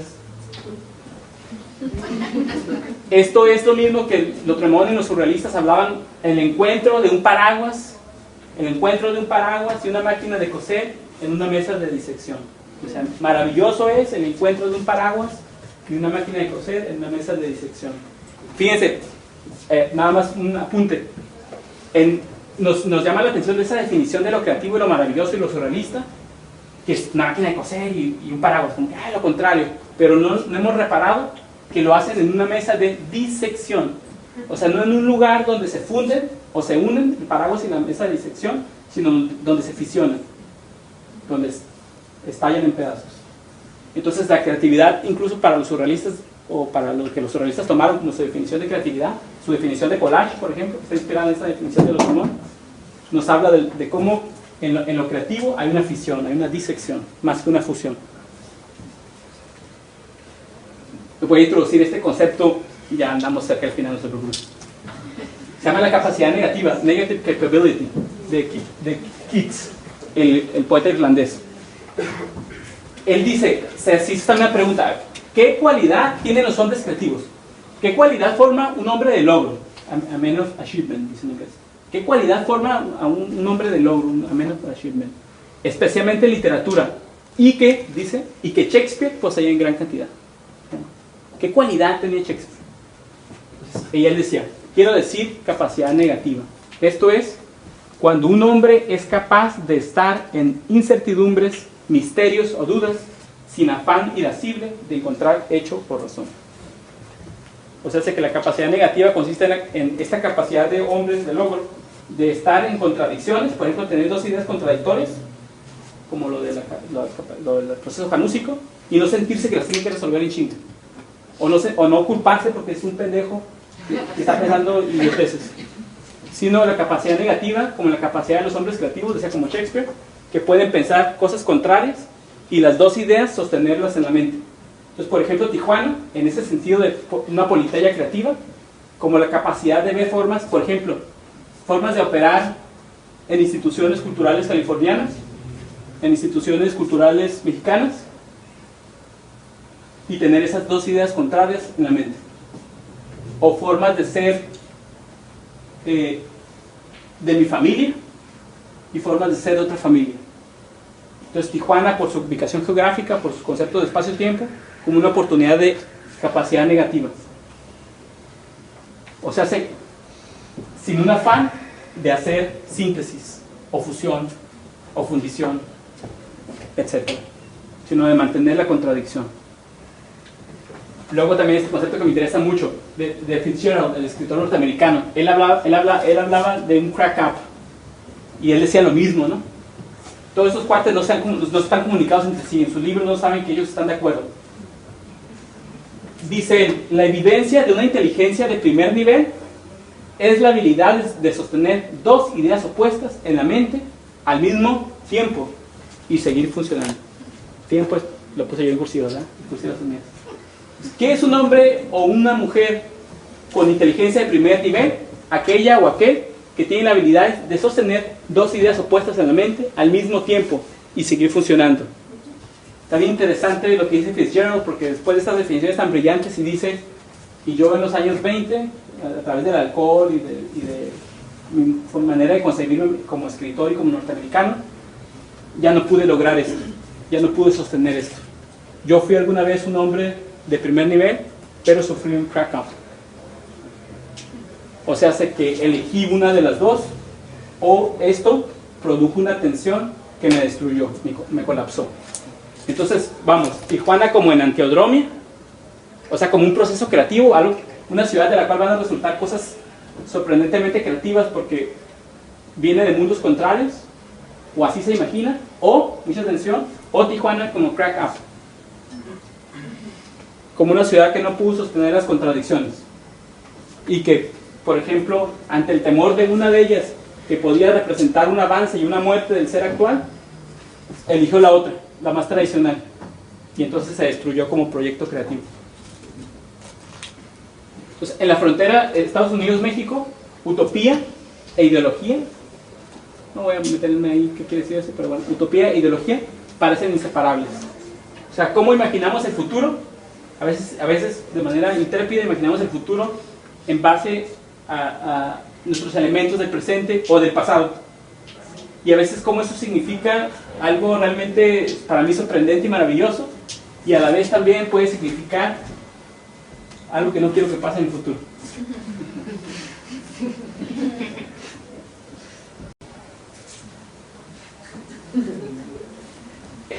Los principales medios de educación masiva en Tijuana. O sea, por ejemplo, mis estudiantes,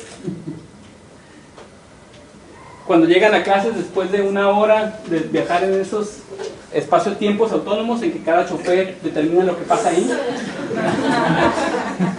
es cierto, y que cada uno es diferente, o sea que ahí no opera la ley de Tijuana, no Tijuana general, sino ahí opera la ley bonachona o muy mala onda de quien rige ese espacio-tiempo. Entonces, en estos espacio-tiempos constantemente lo que se está haciendo es difundir las visiones de la mujer y del hombre que me resultan o nos pueden resultar algunos denigrantes. Entonces, cuando después de escuchar cierta música, ciertas formas de relaciones sociales, ciertas definiciones de los cuerpos, incluso en lo visual y en el contacto físico o no físico, cómo eso, digamos, llego yo a la clase e imposibilita el proceso al que te vas a enfrentar. Porque ya la educación, la reiteración de patrones es demasiado fuerte como para que patrones nuevos se incorporen a la mente y el cuerpo.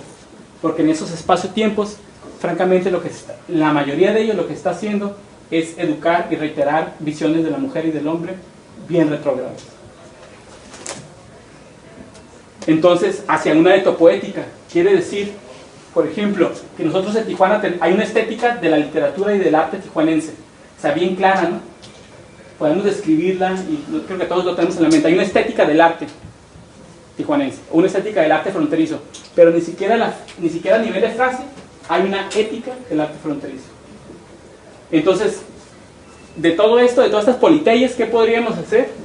dirigirnos hacia una etopoética, es decir, ya no hacer arte o literatura que tenga que ver con la creación de objetos o incluso procesos, sino con la creación de sujetos.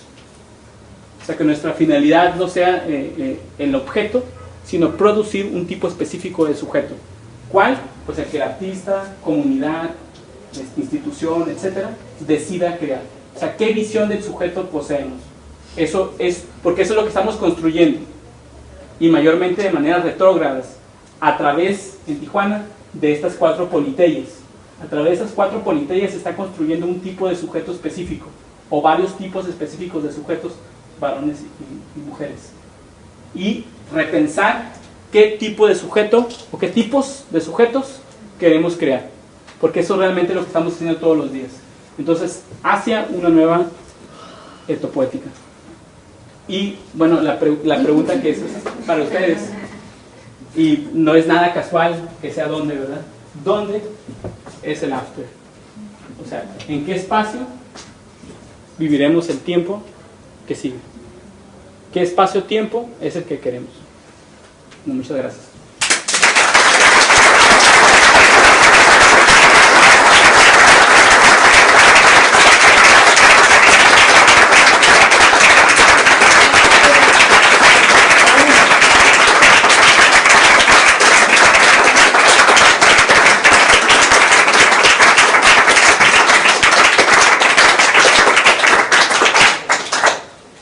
Bueno, lamentamos profundamente no tener un espacio más grande y más cómodo para que todos estuvieran confortables, pero es un placer ver lleno y retacado el espacio pequeño que tenemos. La verdad, quisiéramos que vinieran más gente y que se apuntara más gente a dialogar, a platicar. Probablemente perdamos algunos espacios importantes, entonces yo creo que en los espacios alternativos es donde la vida cultural de esta ciudad se va a tener que desarrollar próximamente, y a lo mejor se va a agilizar porque las cosas suceden con una inmediatez que de rebote nos va eventualmente a beneficiar. Les voy a agradecer que anoten los que falten su dirección electrónica, y en un espacio y en un tiempo indicado en el que nos vamos a salir de aquí, que aparezca el Sharpie que les di porque me lo devolvieron en una plumita. Tenemos... Y mis imanes. Ahí están los imanes. Tenemos un poquito de vino, no mucho, pero yo creo que alcanza para un vasito para cada quien, y si no alcanza, pues pasamos la charola y como una familia a convivir y por favor a platicar, y hay unos aridones, unos tabinos para los que nos dolió la cabeza con tantos panes. Gracias. Adelante, por favor pasen a aquel lado ya. Debe haber... No, preguntas y respuestas. Pero yo estoy dispuesto. Tienes a poquito y el que quiera preguntarle se me fue el rollo aquí, ¿no? Yo estoy dispuesto. ¿Alguien tiene alguna pregunta? Pues sí. Pues tú tienes una, ¿eh? ¿Tu pregunta? ¿No? No se siente A ver, ¿ahí quieren preguntar a alguien por ahí algo del maestro? Pues adelante, porque sí la regué y no le di la voz.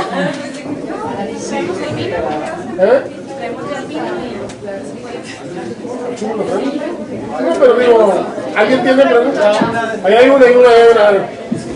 En cuanto a la noción de cultura, se menciona como bienestar, pero ¿por qué no malestar? Porque el bienestar es como la acidez del estar bien, el malestar es como esa incomodidad de que se tiene que cambiar eso. Bueno, sí, te apoyo, entiendo lo que dices. ¿Sí? O sea que, por ejemplo, cuando las culturas, vamos a suponer para qué fueron creadas las culturas. Entonces, los hombres se organizaron de manera artificial, ¿para qué? Se organizaron de manera artificial para protegerse, para cocinar, para hacer el amor, para de alguna manera hacer algo que tú y yo podríamos decir producir bienestar, que a lo mejor fantasiosamente consideraban que no era inmediato, que no estaba naturalmente dado. Entonces a mí me parece importante esto de así definir la cultura, porque mucho en la teoría hablamos de cultura, esto es cultural, y o sea, ¿qué significa eso?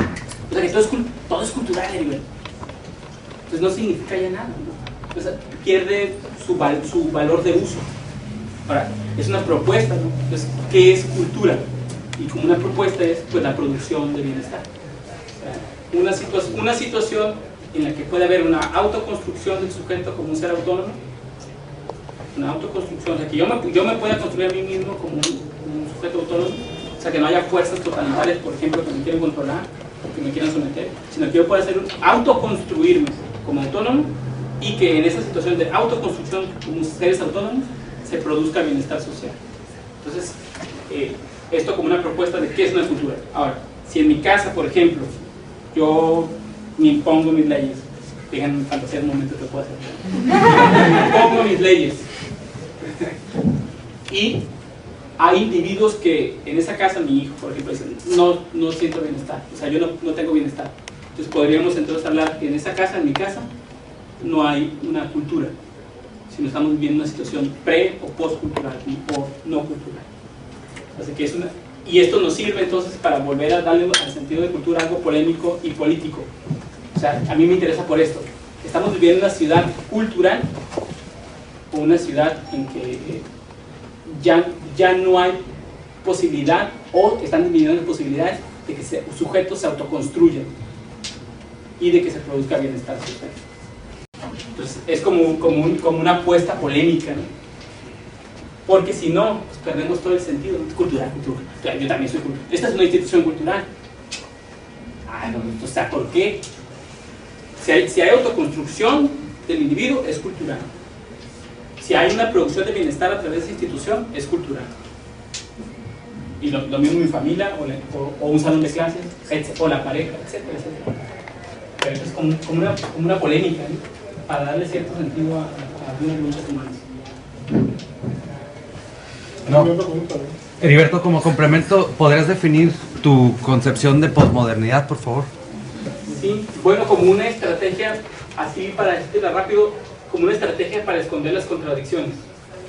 O sea, en la fantasía hablamos de una situación posmoderna, en la que contradicciones que todavía están vivas, por ejemplo, la guerra entre matriarcado y patriarcado, que opera en casi todas las parejas y en todos los espacios-tiempos, o la guerra entre naciones, o proyectos imperialistas, fantaseados como ya superados. Entonces, no es cierto que Estados Unidos y México tengan un enfrentamiento imperialista en ambas direcciones, sino que hay elementos posmodernos o situaciones posmodernas en que eso se resuelve. En que no es cierto, mira, los dos estamos juntos, no hay lucha. Ahora, no todos los posmodernismos se han definido de esa manera, pero para darte una respuesta rápida, el posmodernismo, y generalmente lo que entendemos incluso a nivel como popular o en las comunidades estéticas, es el posmodernismo que es algo estético. O sea, el posmodernismo lo que ve es lo estético. El posmodernismo no se ocupa de lo ético, incluso se vanagloria no ocuparse de lo ético. O sea, ¿qué tipo de sujetos se construyen en eso que denominamos lo posmoderno, una obra posmoderna, una ciudad posmoderna? ¿Qué tipo de sujetos? Entonces, yo celebro aquí también no sé, celebro el norteño mezclado con esto, y está muy cool y está estéticamente muy atractivo, pero luego, si metemos la perspectiva ética, a ver, ¿cómo es ese ser? Ese ser es un macho, o sea, un macho del siglo XXIII, pero es un macho. Entonces lo posmoderno como una estrategia de volver estético, lo que en realidad es una ética retrógrada. O sofisticar la desigualdad, ¿no? Sofisticar la desigualdad, por ejemplo. Sí, una frase que me parece... Pero también puede existir como un posmodernismo de resistencia. Por supuesto, porque se puede construir una definición de posmodernismo que favorezca las contradicciones o quiera algo que tú decides que es más allá de lo retrógrado, de lo reaccionario. O sea que la palabra posmodernismo no está casada con nada. Pero ¿qué es lo que hemos entendido históricamente por posmoderno o por posmodernismo? Casi siempre proyectos estéticos que ocultan las contradicciones y proyectos estéticos que ocultan lo ético. O sea, y cual decir lo ético es qué tipo de hombre, no principios morales, no. ¿Qué tipo de hombre se produce en esa situación? Por ejemplo, ¿qué tipo de artistas se producen en ese tipo de procesos institucionales? Si estos procesos institucionales rigen, ¿qué tipo de artista surge de esos procesos? O si yo trato así a mi hijo, ¿qué tipo de ser humano sale de estas metodologías? Eso es lo ético. ¿Cómo nos autoconstruimos? o cómo impedimos que otros se autoconstruyan.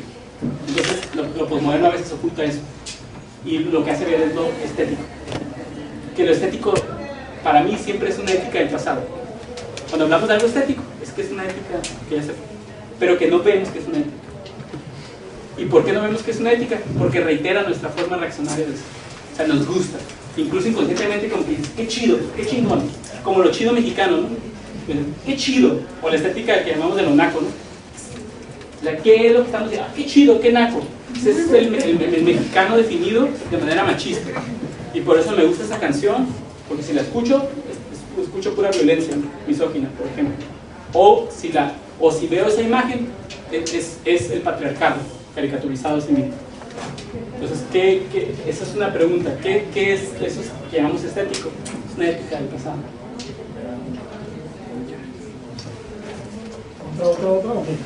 ¿No te parece que, nomás respecto a la última pregunta de dónde es el after, me parece, escuchando y más que nada viendo tus ejemplos, los ejemplos visuales, ¿no? De cómo se sustancializa la cultura tijuanesa, o lo que se llama cultural en Tijuana, que es como perfectamente comparable a una toxicomanía, ¿no? O sea, la lucha contra las drogas es contra las drogas, ¿no? Cuando el problema es antes o después. También la cultura tijuanense siempre es la sustancia, ¿no? Entonces es el terruño, es el espacio, es el tiempo. Cuando hay una especie de naufragio donde hay una necesidad en esa construcción del hombre, ¿no? De asirse de algo, ¿no? De restituir un orden simbólico y que se hace a partir de una sustancia, ¿no? O sea, no es casualidad que los visuales de Nortex sean cebras o el arte de muchos artistas. No, y eso es lo valioso del arte. O sea, que no es que Nortec malo, Nortec malo. No dije eso. Que gracias a Nortec quedan esas contradicciones que no hemos resuelto en lo social. Gracias a esas imágenes podemos hacerlas más evidentes. O sea, exacto, están ahí, o sea, digo. Claro, lo que yo digo es que es un proceso donde vamos hacia algo más, pues, ¿no? Sí, y o sea, por ejemplo, lo que sacas incluso de la toxicomanía. Por ejemplo, en mi experiencia yo he sido usuario de drogas y me precio o me lamento, no sé, de haber sido un usuario, digamos, pesado de drogas. Pero después de un tiempo de cuestionarme y de interactuar con otras personas que tenían esa relación con las drogas, me di cuenta de cosas bien evidentes. O sea, por ejemplo, que drogas están relacionadas con políticas familiares. Sí, les voy a dar un ejemplo así, que a lo mejor le va a estar así como extraño, pero compruébenlo, o sea, ustedes indáguenlo en su vida y con otros. Por ejemplo, alguien que viene de una familia donde la madre se define a sí misma, a lo mejor tramposamente, como desprotegida, o es avasallante, o sea, en cualquier caso, que digamos el hijo siente que el aspecto femenino está debilitado, que necesita de su ayuda, que él necesita salvarla a ella, y por lo tanto está estresado de cómo él va a tener que salvarse a sí mismo, trabajar, pero también salvar a su mamá. O que la mamá está todo el tiempo sobre él y él se siente estresado de su madre. Hay constante uso, por ejemplo, de la marihuana. O sea, para relajar estados ansiolíticos. Perdón, un ansiolítico para relajar estados tensos. Entonces, hay una relación, yo diría, en mi experiencia como psicoterapeuta y en mi experiencia conmigo mismo, hay una relación directa entre debilidad, energía femenina mermada en la familia y uso de la marihuana. O por ejemplo, cuando hay varones que se definen, que son definidos en la familia, como por ejemplo valemadres o pendejos, o que no la armaron del todo, hay un uso constante de cocaína, que es una sustancia que fantasiosamente eleva la masculinidad, lo chingón. Entonces yo vengo de una política familiar en la que me siento en lo masculino mermado. Entonces mi economía energética la balanceo a través de sustancias que culturalmente y a lo mejor también de alguna manera en lo fisiológico hacen que lo que yo identifico socialmente como masculino se eleve. Es como a través de la cocaína me convierto en el hombre que en mi familia se enseñó que debo ser, y que la neta en mi familia nunca se ha logrado porque mi papá es un pendejo. Entonces no voy a entrar en eso, en lo mismo. El cristal también tiene que ver muchísimo con esto, No voy a entrar en detalles, pero nada más como una invitación a reflexionar esto, cómo las drogas, cómo la narcocultura, en realidad la narcocultura es el modelo familiar mexicano. O sea que no puedes tú resolver la cuestión de las adicciones, sino que las adicciones son intentos, a lo mejor que yo puedo condenar, pero son intentos del individuo de balancear sus niveles energéticos de lo matriarcal, lo patriarcal, lo político. Entonces, si queremos atender la cuestión de la narcocultura, tenemos que reformar, tenemos que cambiar la familia mexicana, porque la familia mexicana es la que está provocando el uso de drogas. Pues sí. Volviendo al posmodernismo, no me lo quedó claro en el sentido del arte. Yo entiendo por moderno porque tendría que hablar del tiempo. Yo ya no soy muy moderno. Para vivir en la época moderna. Y esto, al hablar del tiempo, pues, se habla por periodos, etapas, pues en edad típicos, el imperio romano, etc. Que hablar del tiempo es inefable. Entonces, lo antiguo yo sí entiendo cuando era Babilonia, sí entiendo la Edad Media, el oscurantismo, y el Renacimiento, y Guaraguara hasta llegar a lo moderno. Pero ahora resulta que yo no sé si soy moderno o soy posmoderno.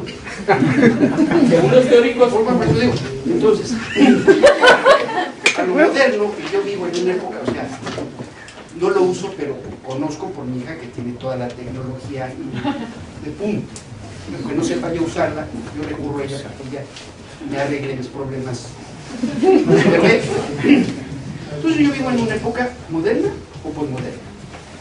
Y si yo llego a vivir más años, o mis hijos van a vivir en la postmoderna, o la ultra, o en la mega, o en la bit, o en la tera moderna. ¿Qué palabras vamos a tener que inventar para el after?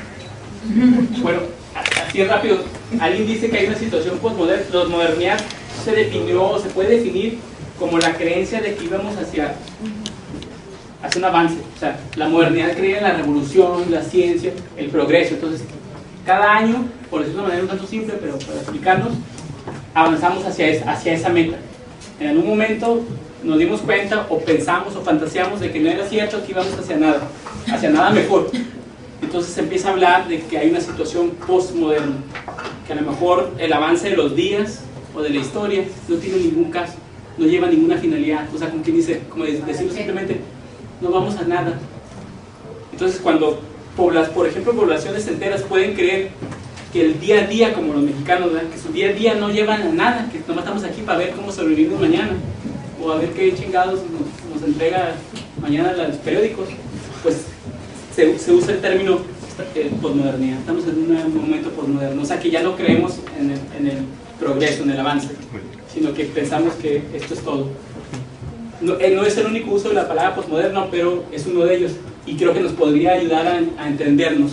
Es decir, posmoderno, si por ejemplo yo como artista creo, no que mis obras son parte de una evolución humana, la evolución de la conciencia o lo que sea, sino que creo que mis obras en realidad podrían ser otras, que no tienen mis videos, mis libros no tienen ninguna función social, sino que bueno, son obras estéticas, es todo. Entonces dirían Heriberto, es un postmoderno, o sea, ha dejado de creer en el progreso. Que no es que yo diga que el progreso exista, ¿verdad?, sino simplemente para entenderlos en términos, eso es lo que moderno o postmoderno significaría.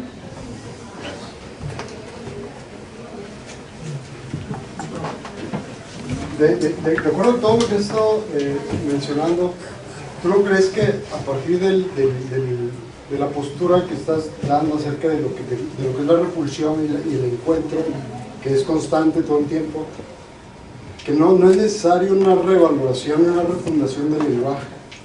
Porque, por ejemplo, hablar de cultura implica que el más poderoso se apropia del término, le da un significado, lo aplica y la gente le cree y la mayoría sigue el concepto de cultura que está, como dices, ¿no?, de impuesto porque así es, ¿no? Entonces, en este sentido, por ejemplo, la palabra amor ya no es lo que significaba antes, ¿no? La palabra literatura, por ejemplo, cualquier manual que uno se encuentra en los consultorios médicos, ahí dice que la literatura, hay literatura suficiente para abundar en cierto tema de medicamentos. Entonces ahí la palabra literatura ya perdió todo el contexto cultural o todo el contexto histórico al cual estábamos acostumbrados desde hace mucho tiempo. La literatura era algo más allá que solamente leer un panfleto o un manual técnico o lo que sea. Los productos Avon están llenos de literatura, ¿no? Y así, o sea, las palabras funcionan hasta que dejan de funcionar. Entonces, yo creo que estamos en un tiempo, estamos en un tiempo de reinventar los términos, tratar de no usar las mismas palabras porque las palabras ya se desgastaron, ya perdieron sentido. Entonces es justamente el tiempo en que estamos viviendo, y yo creo que de ahí podemos partir de un concepto de posmodernidad, en un momento de darle un nuevo sentido a las palabras, porque las palabras nos definen. Nosotros somos lo que hablamos, nosotros somos lo que pensamos, y la manera como construimos nuestro propio interior y nuestra propia realidad. Y nuestro cuerpo también. Sí, y no como en el sentido nostálgico, ya no significa literatura, sino precisamente redefinir la literatura. O sea, como tú creas como agente poético, que esa comunidad o tu propio cuerpo necesita dirigirse a dónde. O sea, esta concepción de la literatura, según yo, ¿a dónde me llevaría o a dónde nos llevaría? O sea, que pensar en lo ético, ¿no? O sea, ya no pensar, por ejemplo, el arte, que eso es una manera moderna de pensar el arte, ¿no? El arte como un fenómeno estético. O sea, voy a hacer una obra de arte y voy a pensar de manera estética. ¿Cómo estéticamente la resuelvo? Eso es moderno. Por ejemplo, pensar las cosas éticamente. ¿Qué quiere decir? Resalto, porque esta palabra ética significa muchas cosas, pero ahora en este momento podemos comunicarnos quizás queriendo decir qué tipo de sujeto construye este libro. O sea, yo hago este libro no porque se escucha bien o está bonito, o sea, o tiene muy buenas palabras, sino por qué tipo de sujetos se pueden construir leyendo este libro o interactuando con este libro. ¿Qué tipo de sujetos se crean en esta institución? ¿Qué tipo de sujetos se crean al mirar o interactuar con esta obra? Entonces ahí tenemos un pensamiento etopoético, más allá del pensamiento estético que caracteriza lo moderno y que caracteriza nuestro mundo incluso posmoderno. Yo diría que lo etopoético no es ni moderno ni posmoderno, sino es otro paradigma, porque nosotros estamos regidos por un paradigma del arte estético. Ojalá captemos eso, y no hemos pensado paradigmas éticos del arte, o sea, posibilidades de nuevos sujetos, que creo, para mí, si yo tuviera que responder esto, pues mi respuesta es la etopoética, el desarrollo de una ética del arte fronterizo, una etopoética del arte fronterizo. Para mí eso es lo que sigue, o sea, lo que sigue ahorita, ¿no? En este segundo, ¿no? Lo que sigue en el siglo XXII. Pero también sin pensar en que al elaborar una obra vas tú a crear un discurso para construir, ¿no? Sino que la obra se crea y el sujeto se autoconstruye a partir de la... Tú te estás por ejemplo, como artista, tú te estás creando como sujeto al hacer ese libro o esa obra. O sea, primero, por eso es ético, porque no es de que esto es para que R se vuelva tal por cual, ¿sí? Sino que este libro, al hacer este libro, yo me autoconstruyo de cierta manera y soy realista, como quieras llamarle. Sé que otro, al interactuar con este libro, se va a construir de una manera diferente. Entonces, si yo, por ejemplo, en mi libro contengo clichés machistas, voy a construir un lector que va a reiterar los clichés que tiene la familia. Entonces, ese tipo de sociedad que yo quiero, o sea, yo estoy ahí vendiendo ese libro y esa obra, etcétera, o ese edificio en donde se van a reiterar los mismos sujetos de siempre, los sujetos que yo considero retrógradas. Entonces yo llamaría a esa situación, ahí no hay un artista, ahí no hay un ser creativo, ahí hay una reiteración de ideología. Eso se encuentra a través del análisis discursivo, donde a través de las palabras que utiliza cierto personaje o cierto autor, ahí va uno descubriendo qué tipo de persona es. ¿Qué tipo de sujetos se pueden construir? Porque digamos que el escrito no dice lo que queremos que diga, sino que dice lo que yo dije antes de decirlo. Sí. Heriberto, una pregunta. Me pareció fabulosa tu presentación, pero tengo un poco de miedo de esta cuestión de la ética, concebida precisamente como poner en juicio ciertas representaciones. Y está bien cuestionarlas y entiendo como la dinámica.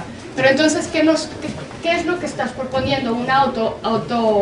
Más allá de una autocrítica, una censura personal, ¿cómo funcionaría cómo funciona eso en términos reales de práctica? Sí, ¿no? tú lo dices, una autocrítica y una conciencia de lo que vas a hacer, lo quieras o no, construye un tipo de sujeto.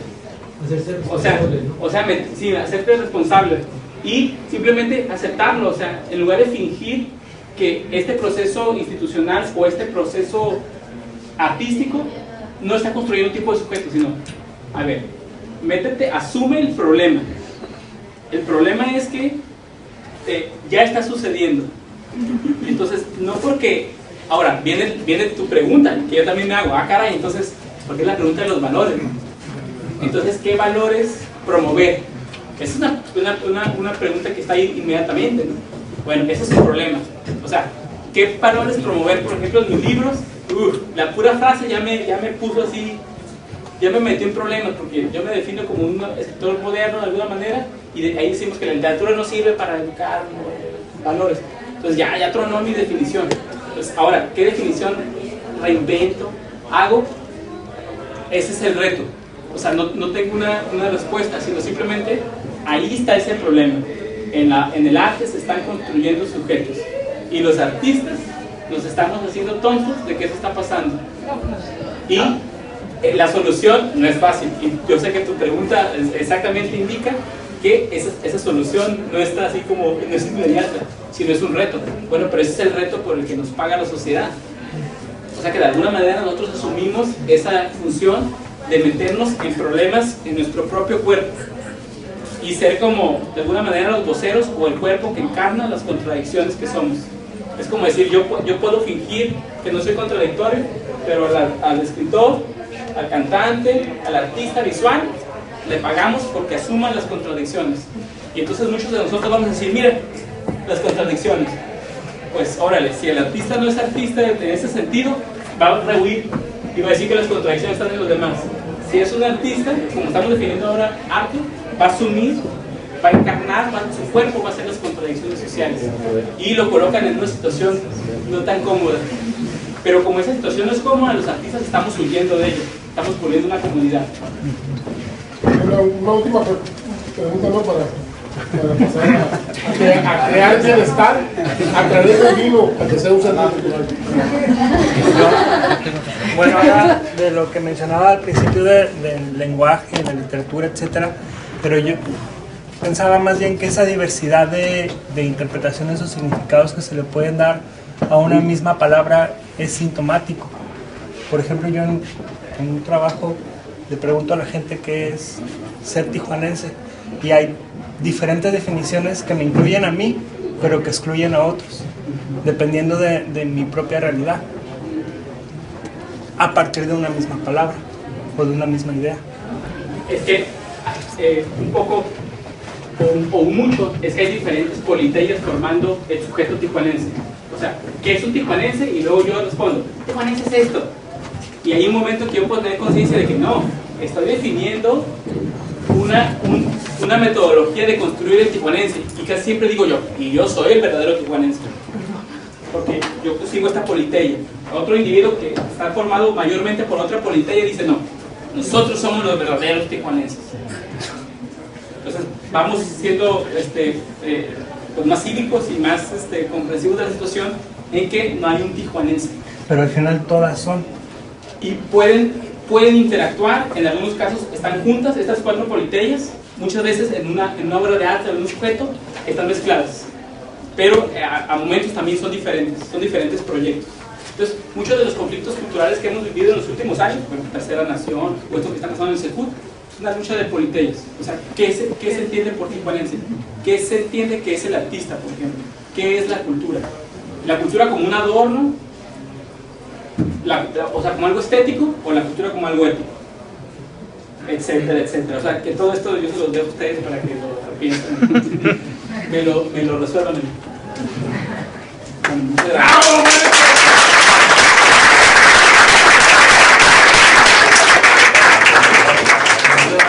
¡El Chapi! ¡Vamos por el vivo!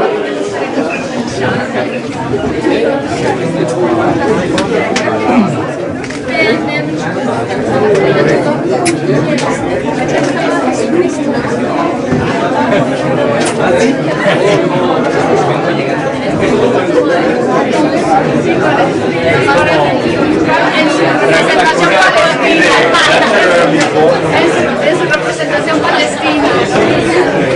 naturally free.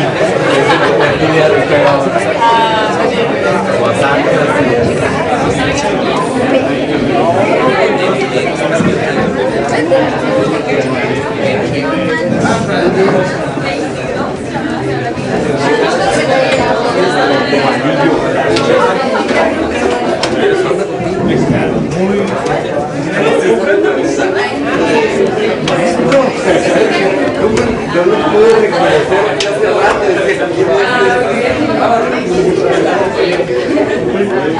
que